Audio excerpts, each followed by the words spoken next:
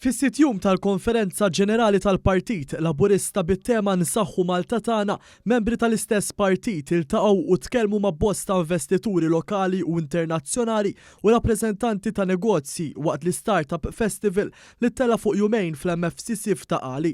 Hawnhekk huma setgħu jisimgħu minn fom l-investituri Maltin infushom kemm Gvern Laburista anke permezz tal-entità governattiva il-Malta Enterprise qed ikun ta' spalla lihom bi skemi finanzjarji differenti. Il-membri tal-Partit Laburista setgħu jinnutaw ukoll kif avveniment bħal dan jista' jiżra ż-żerriegħa li tħalli l-frott fil-qasam ta' negozju f'pajjiżna, dan hekk kif l-startups lokali qed jiltaqgħu jiddiskutu l-proposti varji tagħhom mal-investituri.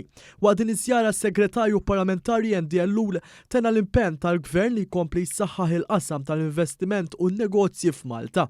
Anke aħna bħala partit importanti nifhmu x'qed titlob l-industrija u ħadd pjaċir illum f'dan il-Startup Festival nara l-impenn tal-Gvern biex jgħin il dawk il-kumpaniji li jridu jibdew anke permezz ta' fond ta' 10 miljun euro u anke dawk il-kumpaniji eżistenti biex jagħmlu l-scale-up tagħhom biex ikomplu jkunu kompetittivi f'din id-dinja tax-xogħol illi dejjem hija waħda dinamika.